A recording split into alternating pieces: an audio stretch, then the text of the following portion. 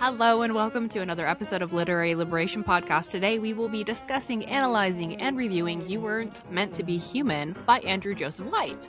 We are fundraising for Code Pink, so the link for that will be down in the description below. For more content outside of the podcast, please check out our Instagram and TikTok at Literary Liberation and Twitter at LitLibPodcast. I'm your co-host Mariah, and you can find me at Hungry Rye on all social media platforms. And I'm your co-host Kristen. You can find me at TensTBR on all social media platforms.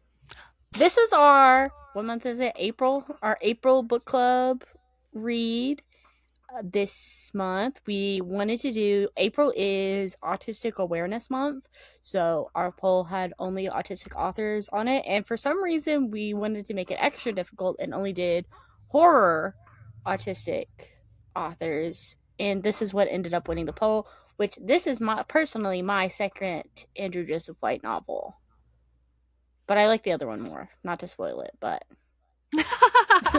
I was surprised that like this one won because some of the other ones are much more popular that were on the poll, which if you are on Fable, you can see what was voted on. If you're curious what we've put in polls in the past. But this one just came out in September of last year, so it hasn't even been out, a full 6 months, maybe? Question mark? Maybe it's just at the 6 month mark. 6 months. So it's not been a full pregnancy. It's not a full pregnancy. September 9th of 2025, and I think the reason it probably got overshadowed is because there was Low-Kirkuinly something crazy happening around the same time. The next day.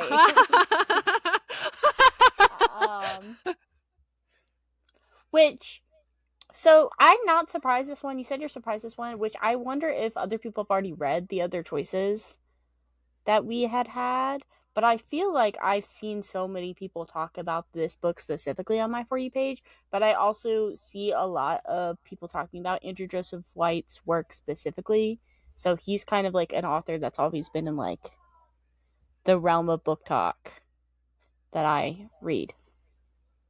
Yeah, I mean, I saw Hell Followed With Us is another one that is kind of, I think, one of his best-selling novels so far. Maybe his most popular. And the other one, I can't remember what it's called. Teeth is what I've read. Yes, and I that's really like the other that one. Yes, I think Hell Followed With Us is his most popular, and then Spirit Bears His Teeth is the second most popular. But, I mean, I will definitely be going through Andrew Joseph White's backlog because I enjoy reading YA books, which this book is not YA at all, if you haven't read it. I mean, what it's about a trans man that's in a cult, basically, and ends up falling pregnant and has to deal with the life of being pregnant. I feel like that's all you need to know going into it because, I don't know, personally, I feel like it was all very shocking, and I feel like you lose that shock factor if you know too much about, the context of everything. I don't know if there's anything else you think should be added. If you have trigger warnings, I would heed them. It is very graphic. It is an incredibly graphic novel, not only in sexual terms, but also in gore. It is. I was asking Mariah, because I don't read a lot of horror, I was like, is this a splatterpunk novel? And Mariah was like, I would agree. I think it's a splatterpunk novel, especially with some of the stuff. I was like, yeah, there we go. It was crazy. But what makes this one so much different, because I am a connoisseur of horror, but I did stop reading a lot of them because it felt like bad things were happening and they were writing disgusting scenes. Just to have them, who can make the most egregious and outrageous. I don't know if anyone's read splatterpunk. You did read Eternal Rot and Romance, so sometimes. Yes, and then I read the horror. Unnecessary in the horror, which I would say the horror is on the more tame end. But there's more substance to the horror too, as opposed to some of the other novels that are out. But I think this is good. I think this is good if you're somebody that's looking to get started in it, maybe. Well, because I knew it was going to be a little bit more graphic than the typical horror that I read. I don't read a lot of horror in the first place. If I do read horror, it's more thrillery than it is like graphic and gory. But I kind of knew this one was going to be a little bit more extreme because, again, I have read The Spirit Bears Its Teeth, and that one is pretty graphic too for it being YA. Like, I won't say like it's as bad as this, obviously it's not, but I think for like a YA novel, like a teen, like it's focusing on like high school age students, like 16, 15 years old is like the main character in that one. And like that one does have a lot of like blood and gutsy kind of stuff. Not as extreme as this, like not nearly as extreme as this, of course, because this one is very, very, very graphic. Where that one, it does allude to it more than I think your typical YA novel would. I have zero frame of reference because I haven't read any of his other books. So all I really knew is that he's an autistic trans author, and I've done a really good job of avoiding anything. I knew jack shit about this book going into it. Fun fact, literally nothing. I did not know. All I knew was not one plot point being pregnant. I didn't even know that much.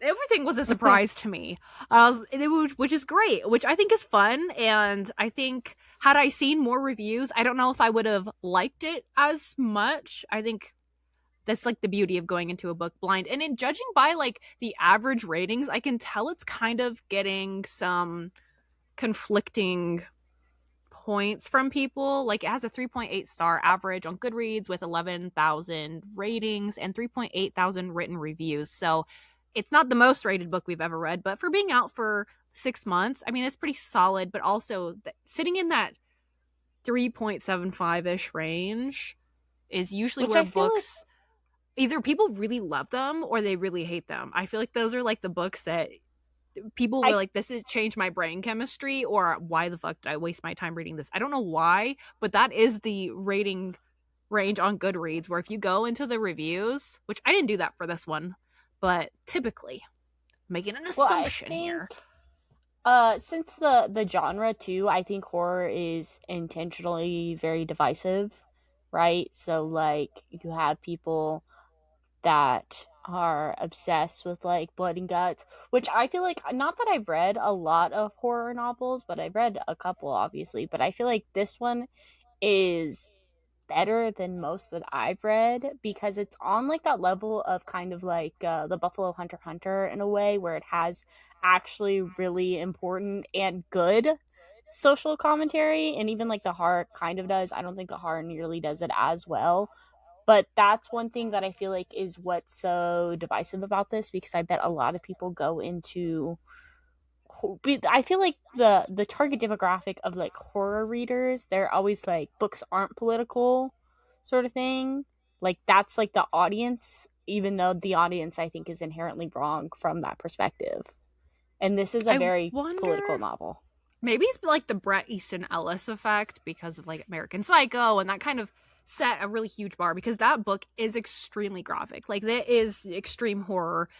I will agree. I don't like the book, but it does have those elements, and I feel like him and like Tessa Moshfegh, even though she writes primarily like literary fiction, but La Povna or whatever is like the medieval horror novel, they both kind of have this apolitical approach to horror, and I do notice a lot of other authors do that. So I'm happy that we challenged ourselves to find an autistic horror novel for this month. I think this is fun. I think that's like the fun thing is like we look at what we're reading. This is in the book club like a to niche keep it area. Yeah, seriously, it's such a niche, and I would read like any like autistic horror novel, because when you're an autist, fun fact, surprise, here's the awareness, you got two for one special in this podcast, because we're reading an autistic book by an autistic author, and we're two autistic communists. So yeah, we got it. We're doing it. I don't know if I have much else to say about this book, aside from like as spoiler free. I posted a very quick review over on TikTok. I try to keep it short and concise, and basically everything I've said there I said here. I would recommend this. I think it's interesting. It was really interesting, and the way it's written really well. I don't think it's gonna be for everyone. I do think it's a little long-winded. Like, I don't know why it was so long. I felt like it kind of dragged on. I didn't think it was that long, to be honest, but that was probably just a me thing. but maybe that's because just it's how he only writes. like 300 something pages, like 320, I think. It's not like nearing the 400s anyway. I think my thing is that I was confused quite a bit throughout it. Like, I was just kind of like reading it to read it in some sections rather than it being like, oh, I'm fully comprehending like the effects of everything going on, which I think might be more of like the point of the book too. Like, it's kind of intentionally confusing because you're only in the main character Crane's perspective and head the whole time. And we can talk about it more in the spoiler zones, but there were like a few things that were like introduced to me and I was like, even now I'm still like, I don't really understand. You know? I think that I agree. I think because it's so confusing for a while and because it's so long, I feel I could have had more, what's the word that I want to it's just like explanation. I wish there was a little bit more to it, but it's okay. It's kind of like a Lovecraftian in a way where like you don't ever have any true conclusions, which is totally fine, but for the length and what was going on and that you're, like Kristen said, you're stuck in one person's head, it's, I don't know, it's different. It's certainly different. I would overall recommend it as well. Like, it's good. It's worth the read. I think this would be a great like Halloween read for most people, and especially if you do like splatterpunk and like really graphic horror. And I do even think if you liked his other novel, because his other novel is also following like a trans autistic man, well, boy, I guess, because he's a minor, but so it's got all that representation that's, I think, needed in more books, obviously. So stop now. If you haven't read it and you were wondering, pause and come back and read it. And now we're going to talk about all the ins and outs of this book.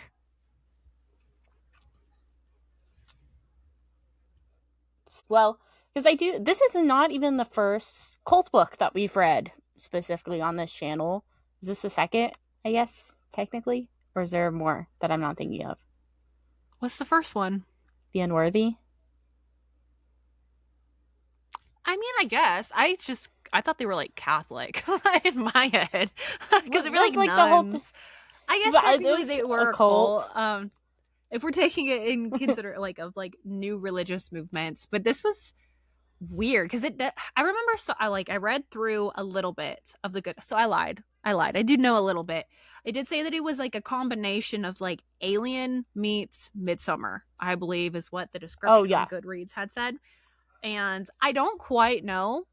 I don't agree with that. I would agree with that because I've seen both of those movies actually too, believe it or not. Like the original was Sigourney Weaver. Yep, I've seen it. Thank you very much. I'm proud of you. That's good. Yeah. In Midsommar, which Midsommar is like one of my favorite movies of all time because I'm insufferable, but I don't see that. But it's just because I think it's like vague. Yeah, it's very vague. So if you listen, this is a lot more like allegorical, in my opinion. Yeah. Cults and like indoctrination. I think that's like the overarching theme of this because you're following Crane and you're kind of just very quickly introduced to him and his character, his relationship dynamic with Levi, and kind of how he got there. Because he's already you're introduced to indoctrinated. another character. Yeah, you get another character that you're kind of learning the process through because he's already there. He's in it. And he's been in it for a while now. Jess is showing he's already pregnant to the gas station. At the start of the book too, where he doesn't even realize that he has been pregnant for 3 months. He's already almost into the second trimester by the time the book starts, which is an interesting choice too, to kind of just throw you in to the middle of the story rather than you kind of get it more. I wouldn't say it's not flashbacks either that you're getting of like Crane's childhood and stuff, but you are getting like references to his childhood throughout. It's almost like this way the book is constructed. It kind of reminded me of I Who Have Never Known Men, where it almost feels like a conscious stream or a stream of consciousness type of book because Crane is also nonverbal. So it is all like internal monologues unless somebody is talking directly to him, which is a really interesting choice because there is a lot of autists that don't talk. And I don't think I've ever read anything where someone isn't talking. Maybe I think I Who Have Never Known Men is like maybe one of the only ones. I don't even know if she The says closest. anything. She does talk in it because she like I talks thought to like so, but the it's very people. But little. I mean, not to spoil what happens in that book, but I think because the main character in I Who Never Know Men ends up being alone a lot of the times, that's why she doesn't talk. Versus you have to view Crane's relationships and like you, since we're in Crane's head, we're able to pick up on what he's saying because like he obviously like alludes to what he's saying in his own head and like what he means with his actions. But I think of trying to be on the receiving end of that, and I mean like me and you already cannot read like social cues for the life of us, you know? So it's like I don't even know how I would be able to communicate with him specifically without like having that specific tablet that he has with his friends that he's isolated from mostly throughout this book. I imagine it's incredibly frustrating not being Yeah. able to communicate, which this is something I work in geriatrics. When people have dementia, they have a thing, I believe it's called aphasia, where you lose your ability to speak. So people will act out and have behaviors like they beat the shit out of me because like I'm trying to do something and they don't want me to do it, but I don't know what they want because they're not able to communicate it outside of like hitting me, which I totally get. I'm like, dude, if I was in your position, I would be doing the same thing. So there was like that element, that layer added to it, just added something to Crane's characterization. All in all, like I just felt I could connect a lot more with this character than I've had in the past. And I know we project often that, oh, this character is autistic coded. This was like, oh my God, this is me for real. Like, that's one thing that was so great about reading Andrew Joseph White's other novel, too, The Spirit Bears Its Teeth, which I'm going to reference that one a lot. Sorry, without spoiling it, of course. But that's one thing that I think Andrew Joseph White, because he is autistic, he knows. And that's exactly how, like, Silas, who's the main character in the other novel, he is written, like, in a similar way. He's not mute, so he does communicate. But the way that you see that his internal monologue about like a lot of the stuff that like I do personally, like you can definitely like tell that this is like an autistic person writing an autistic character because it feels so natural to the way that it's done, especially where it's just like simple things of like eating the same meal all the time. Like that's so easy to make.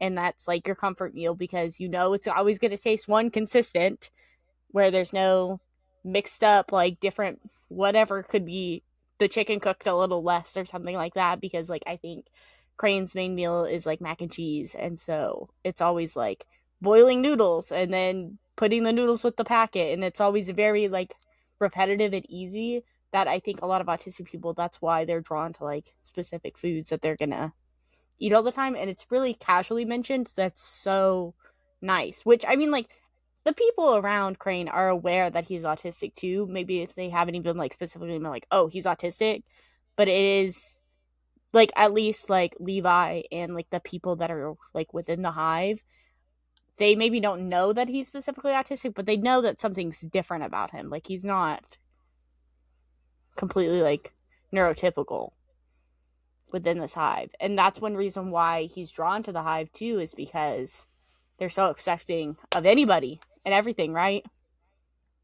Yeah, they did a really good job. I thought that was so interesting because you do have this character who is a trans man, who is autistic, who is mute, moving into this community, and they're just like, you're not meant to be with the public. That's why they send the flies to go kind of like get these people, and then they don't really remember how they end up at the gas station.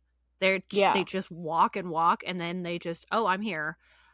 So there's that element where you don't really know what's going on, but they're accepting everybody, and it's so weird. It's so quirky. And if you've ever read like, it's Cultish, The Language of Fanaticism by Amanda Montell, or like Chaos is another one, which is about like Charles Manson. That's what I was Kristen's thinking of in the middle of reading I've been reading it, yeah. It is done really effectively because that is what cults do. Is they want you there. They want you to feel like a family so that they can then pull away everything so you are isolated and you have to depend on them. And I thought this was really good, especially with these like inklings that you're getting with Crane talking to his friends on the outside. He has two friends, Aspen and Birdie, who you're kind of like learning about what's going on in the world, which is essentially kind of like the next step of what's happening here. At times it seems like it's like kind of where we're at, but at the same time it's like maybe future. A little bit further. Yeah. That's one thing with like, we don't know, like, again, like, we know like the basics of why like Crane joined the Hive and stuff, and that's one thing too, that like why Crane finds it so hard to leave the Hive even in general, because I mean very early on you see how predatory the Hive is and everything, and even how Levi treats Crane, because he's obviously very abusive, and very early on it's kind of shown that too. But then you can also see why Crane has a hard time like functioning in proper society, quote unquote, because of them being trans, them being autistic, and being a mute. And then also like how the way that specifically like the Hive was like, you can be whatever you want to be, right?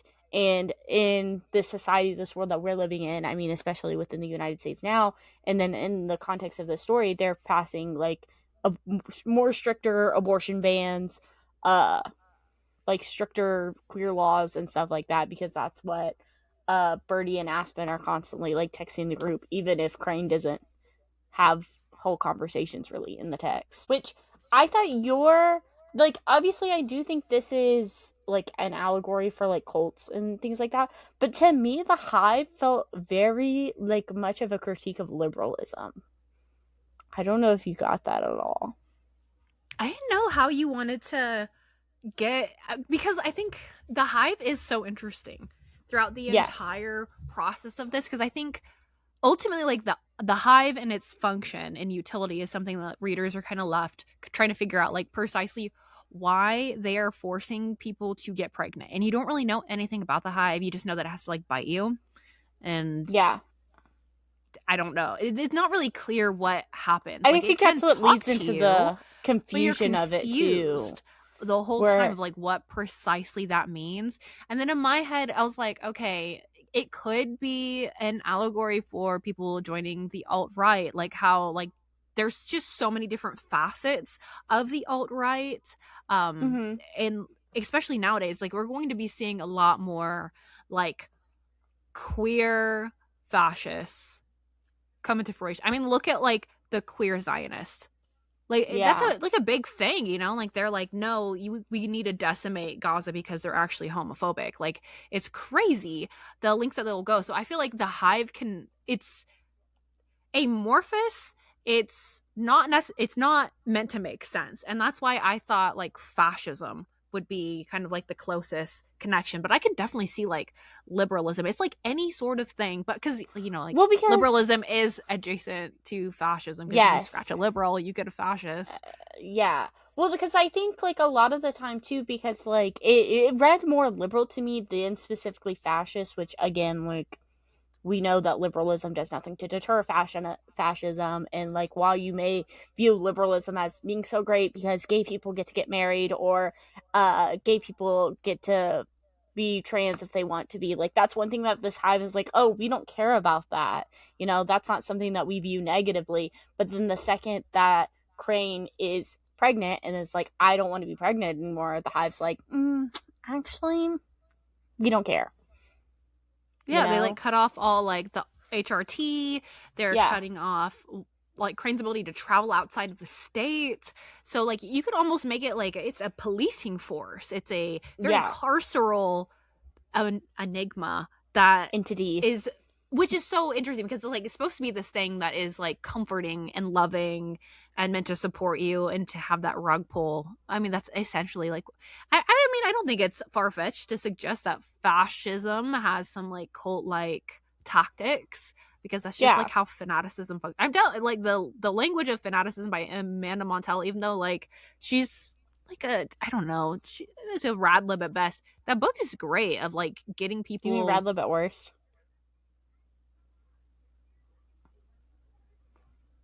Maybe. No, because I think she wrote word slut, and I think it's just like liberal feminine. Like she's just a liberal. So it's not bad. But like that book specifically, I'm not recommending Yeah. any of the other ones. That one is a great, like, it makes sense. Like, it just makes sense. Like this, the cult like mentality. Obviously, liberals love to talk about how like Republicans and their cult of personalities surrounding Donald Trump and MAGA, but they're not also realizing that they do that with like Kamala Harris or Well, anybody that's that's like one thing. blue. It's really Like, weird, but the in a Hive people lot, are doing it. So you and can not to have mention, like, specifically, like, I was thinking a lot about, like, turfdom, like being a turf, like a trans exclusionary radical feminist, if you're not aware of the term. I think this is not discussed super like a lot in that, but I do think that's a relevant conversation to have within the discussion of this book, because you are following a trans main character, where I think a lot of turfs end up being liberals too, because they're feminists, but then they're feminists in the sense that it's still like the alt-right. And I think that's one thing too, where if people are like, whenever we critique liberalism, I think a lot of liberals like to get offended as well. They really like to be little snowflakes about their ideology and things like that whenever they don't realize, where I think some, I don't think all of them, I do think that. I do think some liberals do have better intentions than what they mean, because I think some of them do try to be more accepting and aware of society, like the progressives, quote unquote, right? But some of them don't realize how harmful their ideology can specifically be, you know?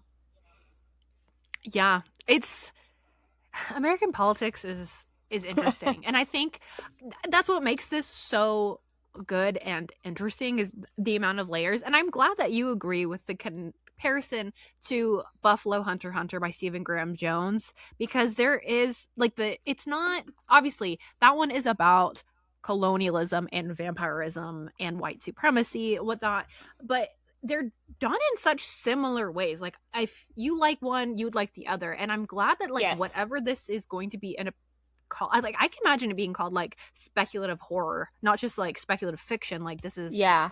usually speculative is attached to sci-fi, where like this definitely does have like sci-fi elements, but like the horror is The the main moving the main theme and genre. force. Like you're Yeah. meant to feel scared. Like you're meant to Mm-hmm. be perplexed Disturbed. and disgusted. And but it's done in a way where it's not just abstract. Like you're just like, ew, this is disgusting. Like they're killing these people. They're killing Jess's boyfriend, like this Republican boyfriend, but it's the reasons An behind abusive everything. boyfriend And too. it's an Because like, abusive boyfriend, so you're having these like conflicting things, because like when you're in abusive relationships you can't see it, and like Crane can't see that, yeah, he's killing Jess's boyfriend, but like also Crane's partner is abusive towards which, him. yes, but I think that ends up having a really good parallel at the end, which we don't have to talk about the end too much, but I do think you do see like it's like a mirror at the end of the book with how Jess's character's overall arch is versus like Crane's overall arch. I think they're very good foils for each other as characters, because whenever we're introduced to Jess too, Crane hates her too. Whenever specifically she ends up like giving herself an at-home abortion as well, when Crane was already too far along. Crane tries to get the abortion, obviously fails because we have this weird Frankenstein monster, ends up being named Stagger, showing up and stopping him from going to the clinic with Birdie earlier on in the book. And so then Crane ends up having like a lot of internal hate for Jess because she was able to get the quote unquote parasite out of her. And so Which I I think thought those characters are really well done. the way that pregnancy, an unwanted pregnancy, is depicted in this You is what so good. Well, like the one thing too, because we have kind of like the three sides of it too. Because not, I don't remember the character's name, but we Is have it like Hannah or something? Yeah, I think Hannah is right, because we have Hannah showing up, which like these are all three great examples on why like abortion access needs to be normalized. It needs to be public healthcare for everyone, free healthcare for everyone. Specifically, because first you have Hannah, which I think she's like the first one introduced, where she ends up driving so many hours to give birth to a stillborn child, because obviously she couldn't carry the child to term, right? Like, we don't know exactly why it happens. Sometimes it just happens where women cannot carry the fetus is not viable. And usually in those situations, like late term abortions are medically necessary to save the mother. And they're honestly very lucky that Hannah did not end up dying from giving birth to this baby, because it's such a dangerous thing. Too, also, they don't have hospital access, right? Like, because they're within this cult, and so they can't just be like, hi, I'm pregnant with a baby, and then like the hospital would do nothing about it. So they have like Tammy, who is like their midwife or whatever, and she's obviously given like been a midwife for multiple women and stuff, and she was originally the one doing the abortions too. And not only do we have like in the real world in this book, and then also in real life, abortion access being limited, but then again you have it with the cult, with the Hive, limiting access to abortion too. And I think it doesn't really, that's why I think like this is why it's like parallels liberalism as well, because like with like liberals specifically not codifying Roe v. Wade, this is why we have so many struggles with this, especially in red states, which this does take place in a red state. And to act like queer people don't exist in red states, or people that want abortions don't exist in red states. And liberals always have this idea like, well, just move. And it's just not that easy. It's really not that easy to go to a different state. Move. Like, people don't want to move. I mean, I think a lot of the areas in the South are beautiful places, you know? And it's like, it's healthcare. This is really like gets across the idea of like, because of the way that Crane views his pregnancy, the entire thing, like it makes like, how can you live in his head and you're like, yeah, he would be a fantastic like you obviously like we kind of like get towards the end, like things change, people have changes of heart, but this person that has so much resentment towards something growing in him and living off of your nutrients, and as somebody that has carried 2 pregnancies to completion, fruition, I don't know, I hatched them, they're alive and well. It is like having a fucking alien in you. Like, I used to make jokes because right, I was a teen mom, and abortion wasn't an option. It was an option, but not something that I even understood. It wasn't on the table for discussion. Like, it was adoption, or that's it, you keep it, like that's it. Like, there's nothing else. But I remember feeling like Juno, like the way Juno feels like very detached in the movie, like with Elliot Page. Love that movie. That's another one that's really good depiction of like pregnancy, but it's a little bit more fun, right? Not nearly as traumatic. It's a little bit more silly, goofy. It's weird. It's really weird. I am somebody that does not enjoy pregnancy. Neither of my children, I don't say that they're not unwanted. They were not planned, certainly. But being pregnant is a miserable experience. I get it. Some people really like it. It literally is like having an alien in you, though. It's weird. It's fucking weird. I have no context for it, really. My mom was pregnant with both my youngest siblings. I have no explanation for it, and like, it seems I don't know how people do it all the time. It seems like something that you can't, and I think that's one thing too that like this book does kind of well too, because it does critique like the idea, because like trans men do end up pregnant sometimes as well, like whether it's their choice or not to be their choice, you know, because sometimes that's how relationships work. But I thought it was funny because there was a couple like throwaway lines that were like, and if anybody like wants to send me like a seahorse dad meme or something like that, that's like, I thought those are funny, because like that's kind of how like liberals and stuff are like, this is so great, like I'm woke 3 for supporting this, whenever it's like, okay, you should just support people that want to make that choice, not necessarily support everyone into it. Yeah. And also like Crane not knowing that he has the capacity to carry a child was so interesting, because I don't think, maybe a lot of trans men don't know that you should probably, because you wouldn't be taking birth control, right? Because there would be like estrogen or progesterone in it. You would be taking testosterone, which would significantly lower it, but maybe getting like an IUD or something, like a copper IUD, non-hormonal, something that should be an option. Because I can imagine like not knowing, not having symptoms because you're suppressing those with testosterone. that's like a really serious thing. And I just never thought of that. And I really appreciate this book for bringing that as like a healthcare provider, or not.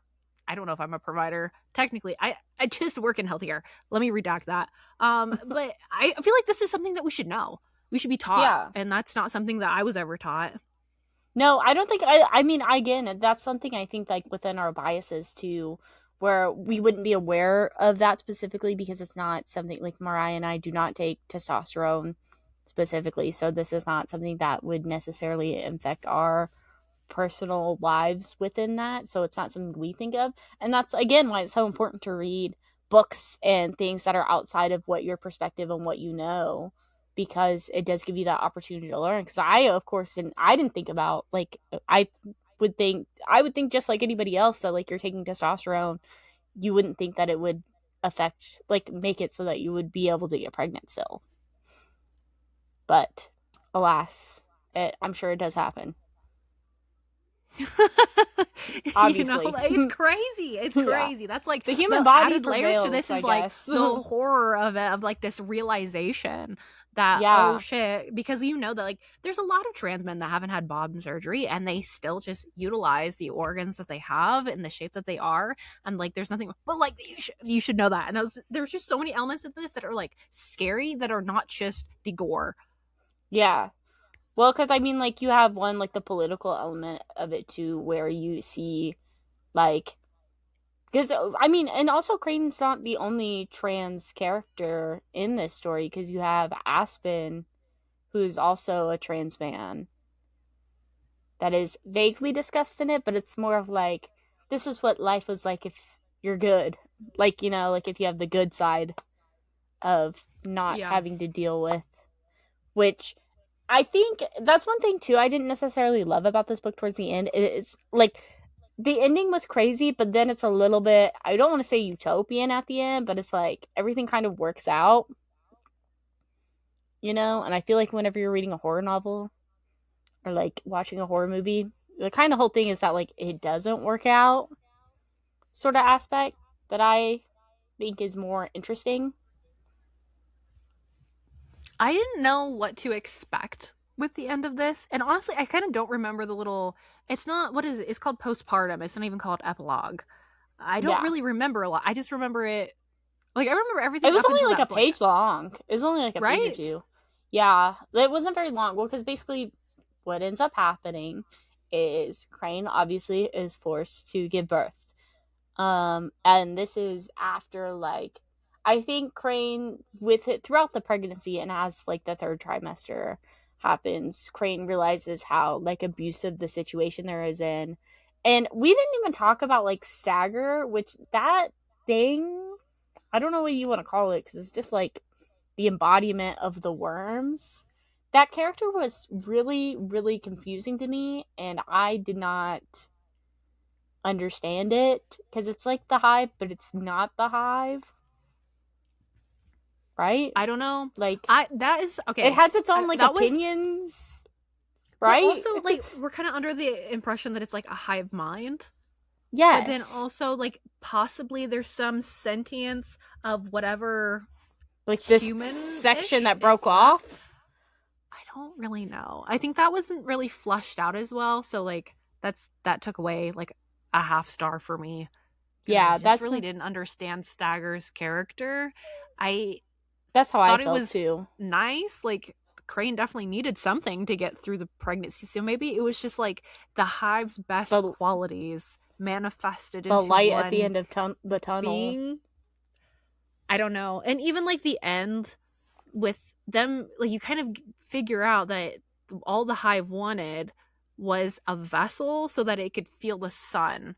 And I don't know what to make of that. Well, because, like, that's what Stagger was out in the sun. I thought they were, like, trying to, like, spread more, and because they didn't have, like, they couldn't, like, impregnate people themselves, like, because, like, they had to put the worm inside of Levi, and then Levi was getting, because he was getting also the other women, like, there was the two other women that he impregnated, or it's, like, implied that he impregnated, which, again, I don't think that was really well done either, because you have this perspective of Hannah saying to Crane throughout, like, oh, Levi loves you, Levi loves you, but then also he's impregnating women, and like I don't understand that, like, or even like what the goal was, because obviously they wanted Levi to spread his seed, right? No But pun like intended. Like literally, the like the seed of the hive. It didn't. Hive, Yeah, but it I'm was like, kind of confusing, and I'm okay with not having an ending that's like flushed out, but this I felt like really needed something. So that's what it kind of just felt like. Some points were dragging, and it just mm-hmm. felt long. So I was like, there needed to be some I more do like think it could have exposition. been repetitive, maybe in some sections. I think maybe it had been more of my issue where maybe it's not drawn out, but I do think, like, I don't know, like, about because whenever Crane refers to himself in the past, he refers to himself specifically as Sophie, which is like his dead name and his past, like whenever he was a woman and stuff. And it, like, being so fixated on like birth, I don't necessarily think like that needed to be like explored so much, like, because I feel like it referenced that a lot, like going back to like the cow giving birth, the cow giving birth, the cow giving birth. And I feel like I would have rather it been more like, here's a little bit tidbit about like the hive and like why they're even here, because we don't even know, like, because I think there was like a theory or whatever that they were like an alien or something. So then it's like, okay, so you've seen the sun if you're an alien. Yeah, I don't know. I don't know. I I don't. thought that like element was very confusing. But again, like, so like talking about like what I was talking about earlier too, like with Jess's character and Crane's character, I think they're two very interesting characters, because even at the end too, which uh it's left up to interpretation, but I think it's like implied that Jess gets away as well too, specifically like whenever she shows up. First off, she is like in an abusive relationship, very much parallel to Crane's abusive relationship, even though like Crane's is like a little bit more on the DL, like it's not so obvious, but I think it is because we're in Crane's perspective. And then we both have them both ending up being pregnant, right? But then one of them is able to have, like, not even like, oh, I wouldn't know if you do you still call it a medical abortion if it's just taking the pills, because I know she didn't actually have to get like it slurped up. I. I mean, yeah, I think so, because it's just not. But I can't remember what it's called when they use like the curates. It starts with like a C where they have to like suck it out, I don't and know, they sometimes they vacuum have it to up. carterize. There's like, I don't know what the name is for it, but also that happens if you have like a miscarriage. It's like a D Mm-hmm. and C is like the initials for it.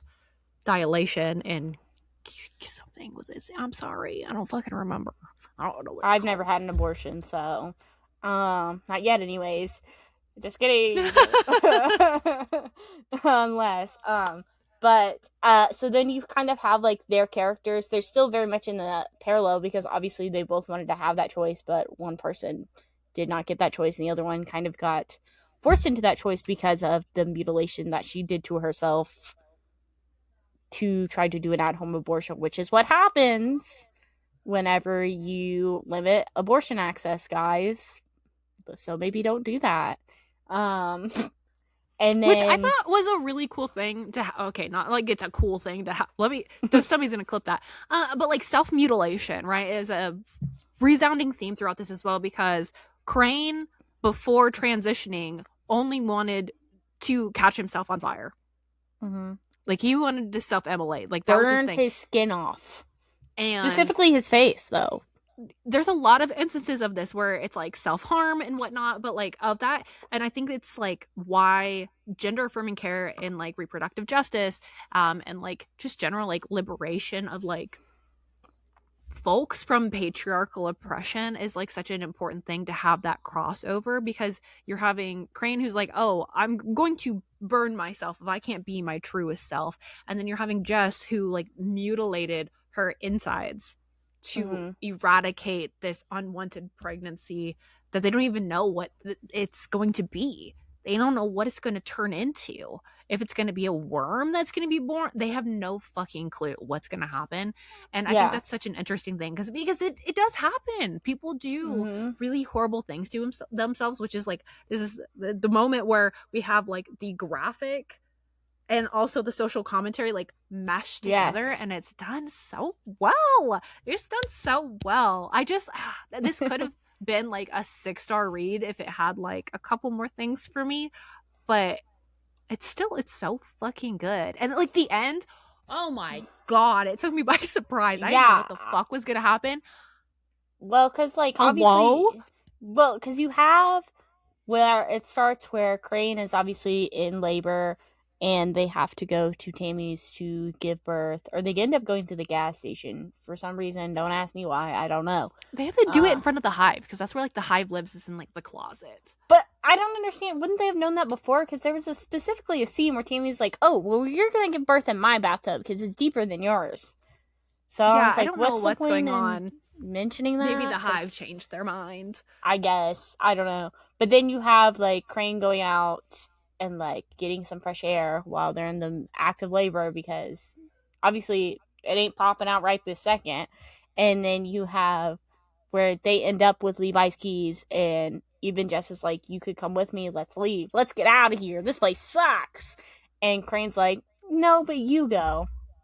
Without saying that, obviously, because he doesn't say anything. But he's like, "Here you go." And then for some odd queepy dink, which I didn't love this, which I don't know how you felt about it, with Crane's parents showing up. Like, it kind of just felt like an unnecessary kind of like plot twist. Yeah, well, because it was just like, well, there is hope in the world sort of thing. Where I almost think it would have made more sense if just like Aspen and Birdie showed up. Rather than... But at the same time, they did show up, but they were like discouraged. So maybe like flip it. So instead of, I don't know. I don't think there should have been included in the end. Yeah, I didn't think that was necessary. I was just like, oh, okay. Surprise! There they are. Yeah. That was a little odd, but then they're like, Jess is like, "Stop! Crane's in a really abusive relationship. You have to go, and Crane's gonna get out of it. I promise." And then like just like, "Okay, bye," and then leaves. Which, I mean, like, it's supposed to be like hopeful, obviously, because she's able to get away, and she's been dreaming of moving to California. She's been nonstop talking about California, like the whole time. Like that's like her hope, and hopefully she got to do that. It's never implied that we know, because obviously you don't get that kind of closure, but I think it is implied that she gets out of the Hive, I guess. Is that what you call the group? And then you have Crane going back inside to give birth to this child, which you also have Tammy. Tammy is obviously aware that Jess left, because Tammy asked multiple times, "Where's Jess?" And Crane just like ignores her. So I think that's obviously like Tammy not saying anything too is really interesting, even though Tammy is one of the first people to betray Crane by not providing the healthcare that is wanted and needed for Crane early on whenever he wants the abortion. Right? There's almost like that change of heart, but then as soon as like baby's born, baby's okay, and then Crane makes the executive decision, which I didn't know how this was going to go down. Just like, yeah, I didn't know either, because I didn't know the baby. Like, I thought maybe the Hive was going to eat the baby. I didn't really expect Crane to take a bite out of that baby. I thought that was a little... I was like, whoa, okay. That was great. I don't think I've ever read that in any of the books I've read so far. You have not read any baby eating? I usually try to avoid, because it's you done avoid in a baby way. eating? Fun fact, with Splatterpunk, I avoid anything that has to do with children, typically, because it's usually done out of a place of just being like crazy. Like there's this book called, I think it's called Playground or something, and it's like Saw, but if it were children on a playground. Awesome. I don't know. I was like, I don't think I need to read that. Like, I don't have any desire for that, because like, what? Why would I want to read that? I feel like I just this sad. Made sense, because in my opinion, yeah, it was kind of like ethical euthanasia. Well, because like that's the thing. It's like you don't know what this child, but is it? That's the thing. It's a very big moral question because we don't know what. I mean, that's one thing too with the way the Hive is presented and even like the ending. I don't think it's very clear about what the Hive wanted to do with this child fully. So we don't. I mean, we know Levi's abusive and he's like, take it to the Hive, and Crane's like, I'm not introducing my baby to the Hive. And Well, it wasn't just Levi, that. I think they wanted to like inject the Hive. The Hive was gonna do the bite on the baby, like I from mean, conception. So it would I have feel somebody like they from didn't do that was that good what of I extracted. indoctrination. If your lead And pregnant Crane was person like, you know what? isn't, No, fuck you. I'm not doing that. yeah. Crazy. And then just So like guns are firing, everyone's dying, bodies are being blown apart. yeah, Stagger everyone's is shot and killed. also fine now, which I Well, don't not really know what happened. No, he no, got I mean shot like and killed. Oh, it's all like on Crane's side, not like part of the Hive like that's working what I'm against Crane. saying. But I know there was this scene in the bathroom where they like pulled out a worm from Stagger, and I really And don't know killed the what that was worm. supposed to mean. They killed the worm. But that's only one worm. They got a bunch of worms in them. That's what I thought. I don't really know. This is another thing though. It just wasn't super flushed out. Yeah, So I agree. I don't know So though. that was really confusing. I mean, everyone died, and then except for Crane, and then Crane's like, "I'm calling my parents," and then they're like, "Oh my god, it's Crane," and it's like the end. Which I mean, like, I think the ending was a little rushed. I do think the baby eating was gnarly. That was pretty cool for what it was, but it was also like that was like the one thing that was like, okay, where's the rest of it now? You know. Yeah, I would have But liked. with the parallel of because we have at the beginning where Crane beats the head in of the Jess's abusive boyfriend, and then at the end he gets to beat his own abusive boyfriend's head in with the hammer, which is a That was nice really full cool. circle moment. I think. Love that I think for like those him. elements were done. But there are also some elements where I wish, again, like I think it's mostly to do with the Hive. I think I do wish that was fleshed out better. Where I mean, this has plenty of room for like more books within the universe too, because there are other hives and other locations. I will Specifically, say though, I've never seen anyone talk about the audiobook until we did the book club and somebody else in the audio or in the book club was talking about the audiobook. I didn't know because I started doing like a tandem read because I didn't know how much time I was going to have in April because I was really busy. That shit was scary as fuck. Like this book is so well done as an audiobook. I always hear the people talk about narrator. Dungeon Crawler Carl. I hear people talk about Project Hail Mary. I've never heard anyone talk about this one. If you are looking for a scary fucking audiobook, I I wish I could find like a scene where you could hear it. It was Do you know so who does it? scary. Not off the top of my head. I'll have to go look. I didn't listen to the audiobook, so Here. 33.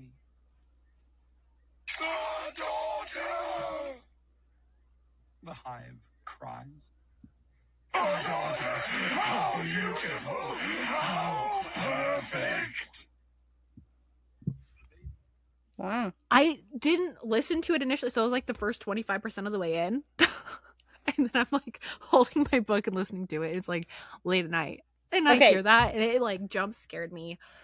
So the audiobook, Max Myers? yes, but apparently he did Pines, which is by Blake Crouch, which I haven't heard of it, but I read Blake Crouch. But he also does like random like shit because like the pairing Casey McQuiston, that's the Red, White, and Royal Blue author, I think. B.K. Borison and Now Back to You, that's the First Time Caller book, and then also Taylor's Jenkins Reid, which is really interesting. I don't know. What an interesting one, like, lineup. The way like all of the characters had unique voices and it was done, I'm very surprised. It was very good. So if you're looking for an audiobook to listen to, I was not expecting the overlays of the voice and how it was done. It really added a really frightening element. But I mean, that's kind of all I have for this episode. Sorry, it took me a second to find that and then like turn it down to 1 time speed because I'd been listening to 1.75 times speed, so I didn't want it to be Dang, rushed. so the narrator is also a fast reader then. Yeah. I would say so. I think he did a really good job. Yeah. And then if anyone's listening to this in like 2 times speed, I didn't want it to sound like crazy. Because I get it.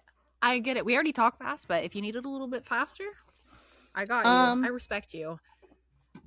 Well, I guess other than that, the only main nonfiction books you recommended was Cultish, and then I agree with the Chaos recommendation as well, because that does kind of focus on like Charles Manson's the family, like that specific. What's the full title? It's like Chaos, Charles Manson, the CIA, and the Secret History of the 60s. By Tom O'Neill. Yeah. And it's a thick book, but I think... Yeah, I mean, I read it sitting outside. I thought it was a fun book to read in the sun. It is long. I'm telling you, the audiobook is like 16 hours or something. Maybe if you're looking for a long nonfiction book, those are the 2 off the top of my head that I think... Surprisingly, I have not read a ton about abortion. I've read academic articles and whatnot about abortion access and different like feminist texts where it'll be referenced, but nothing that's just centered around abortion. But I do have a couple that are on my TBR, so I apologize for not having that lined up. I also don't have a ton about trans healthcare. I did read Health Communism, which is kind of about like capitalism and how it affects the healthcare system, which I think you could extend the lens, but I don't remember it being an overt theme in that. And then there's like a short history of transmisogny, which is a lot more centered around just like the historical precedents. There's Transgender Marxism. I haven't read that one yet though. Well, let's not recommend stuff we maybe haven't read. It says Marxism. It'll probably be good, you know. I don't know. Could be very seldom does something have the term this is true. Didn't think about that, did ya? Whoops. Anyways, but so those are the nonfiction recs we have. Our next episode will be our April wrap up, where we will talk about all the books we've read this month. And then a lot of May is going to be centered around mine and Mariah's favorite series. I will say it's our favorite series, even if it's not Mariah's favorite series. I know it is. Dungeon Crawler Carl. I've been thinking about it every day. So the new Dungeon Crawler Carl comes out next month, and we have a special little mini episode we're going to do with that. And then our book club did decide on our May read, and that May read is going to be There Is No Anti-Memetics Division by QNTM. I think it's Quantum, if that's how I would pronounce it. Apparently a CP book. But like, what does that mean? Well, you're gonna have to get into... I'm not getting into the depths nothing of SCP. I can't believe you never... But did you read creepypastas? Not really, no. So tune in at the end of May if you want to know about that. But other than that, thanks for listening. Thank you, and good night.